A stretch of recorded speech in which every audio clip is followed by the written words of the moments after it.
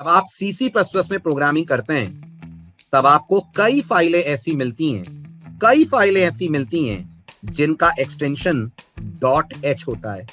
और C++ में अगर किसी फाइल का एक्सटेंशन .h होता है तो सभी स्टूडेंट्स प्लीज ध्यान से सुनिएगा, ऐसी फाइलें C++ में कहलाती हैं हेडर फाइल।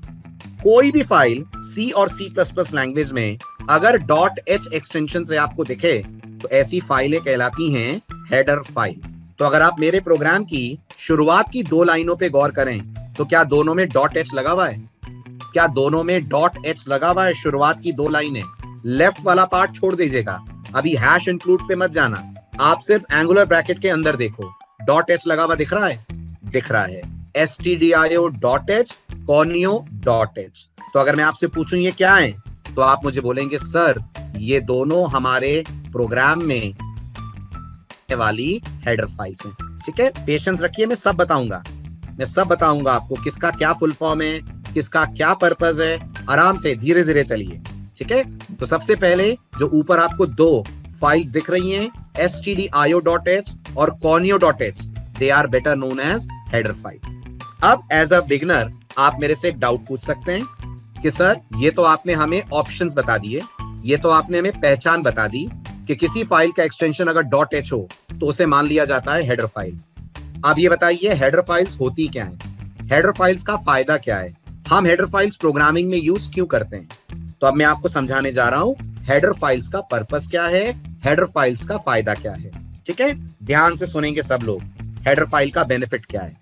याद रखिएगा, जब आप C में कोई भी प्रोग्राम बनाने बैठते हैं, जब आप कोई भी प्रोग्राम बनाने की शुरुआत करते हैं तो हर प्रोग्राम को बनाने के C में आपके पास 2 ऑप्शन होते हैं।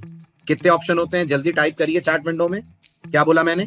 हर प्रोग्राम को बनाने के C में आपके पास 2 ऑप्शन होते हैं। 2 तरीकों से आप प्रोग्राम बना सकते हैं। आपका डाउट होगा सर कौन से 2 तरीके? देखिए सुनिए, इमेजिन करिए मैं आपसे कहता हूं कि आप C लैंग्वेज में मुझे किसी नंबर का स्क्वायर रूट निकालने का प्रोग्राम बनाकर दें। C लैंग्वेज में मुझे एक प्रोग्राम बनाकर दें जो किसी भी नंबर का कैलकुलेट करके हमें दे दे स्क्वायर रूट। गौर से सुनिएगा, आप स्क्वायर रूट निकालने के लिए आप मानते हैं कुछ स्टेप्स होंगे? जल्दी बोलिए, आपको अभी कुछ नहीं पता, आपको प्रोग्रामिंग में ABCD भी नहीं पता, बट इतना तो पता है स्क्वायर रूट निकालने के कुछ स्टेप्स होंगे, कुछ कैलकुलेशंस करने पड़ते होंगे स्क्वायर रूट निकालने के लिए, करते होंगे। तो एक तरीका स्क्वायर रूट को निकालने का ये है कि स्क्वायर रूट से रिलेटेड सारे स्टेप्स कौन लिखें? हम लोग लिखें।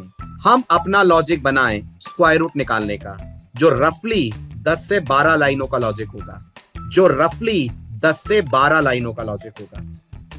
दूसरा तरीका, अगर आपको किसी भी नंबर का स्क्वायर रूट निकालना है, अगर आपको किसी भी नंबर का स्क्वायर रूट निकालना है तो C लैंग्वेज आपको सजेस्ट करती है कि आप अपना खुद का लॉजिक मत लगाइए, आप अपना खुद का लॉजिक मत लगाइए स्क्वायर रूट निकालने का, आप मेरे थ्रू स्क्वायर रूट कैलकुलेट कर लीजिए। C लैंग्वेज कहती है आप मेरे थ्रू स्क्वायर रूट कैलकुलेट कर लीजिए।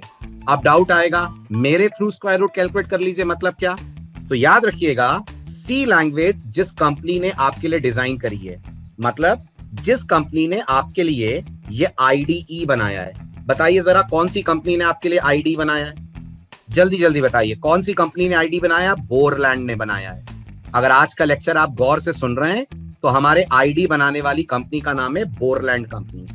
तो ये जो बोरलैंड कंपनी है, जब ये आपको IDE प्रोवाइड करती है, ध्यान देना, जब ये आपको IDE प्रोवाइड करती है तो ये आपको उस IDE के साथ अपनी तरफ से ढेर सारे बने बनाए प्रोग्राम्स भी देती है।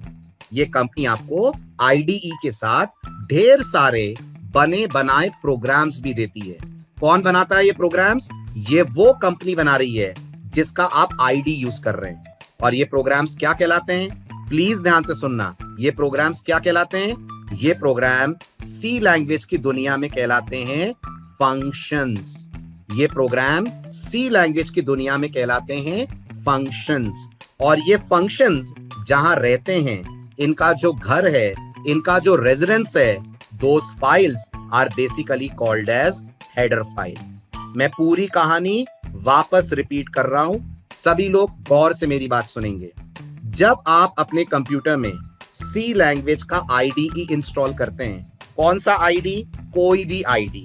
अगर आप आज का लेक्चर गौर से सुन रहे हैं तो चाहे वो टर्बो आईडी हो, चाहे वो कोड ब्लॉक्स आईडी हो, चाहे वो डेव C++ हो, कोई भी आईडी आप अपने कंप्यूटर में डालिए। जब ये आईडी आपके कंप्यूटर में आता है तो ये अपने साथ ढेर सारी फाइलें लेकर आता है। इन ढेर सारी फाइलों को क्या बोलते हैं? इन ढेर सारी फाइलों को बोलते हैं हेडर फाइल्स। इन ढेर सारी फाइलों को बोलते हैं हेडर फाइल।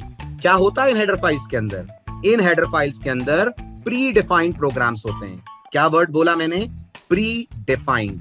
प्री डिफाइंड का क्या मतलब होता है? प्री डिफाइंड का मतलब होता है जो पहले से बने हैं। किसने बनाया? हमने बनाया? नहीं, हमने नहीं बनाया, उस कंपनी ने बनाया जिसका हम लोग यूज कर रहे हैं IDE। और ये प्री डिफाइंड प्रोग्राम्स को हम लोग प्रोग्राम नहीं बोलते, हम इन्हें क्या बोलते हैं सी लैंग्वेज की इंग्लिश में? हम इन्हें सी लैंग्वेज की इंग्लिश में बोलते हैं फंक्शन। हम इन्हें सी लैंग्वेज की अंग्रेजी में बोलते हैं फंक्शन। और ये फंक्शन जहां रहते हैं, इनका जो घर है, इनका जो रेजिडेंस है, that is basically called as a header file. तो अगर कोई आपसे पूछता है what is a header file, मुझे एक्सप्लेन करके बताओ what is a header file, तो बहुत सिंपल डेफिनेशन आप देंगे। आप बोलेंगे it is a collection of predefined programs and those programs are called as function.